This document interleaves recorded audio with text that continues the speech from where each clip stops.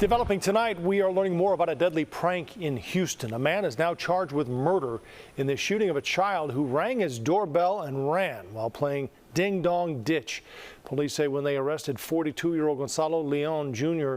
the next day, he had his car packed and reservations at a hotel outside Houston. The district attorney called it a cold-blooded murder. The Castle Doctrine does not apply in any way, shape, or form to an 11-year-old boy running down the street. This little boy was shot in the back. He had no weapon on him. Witnesses say 11-year-old Julian Guzman was running away and nearly a block from Leon's home when he was shot.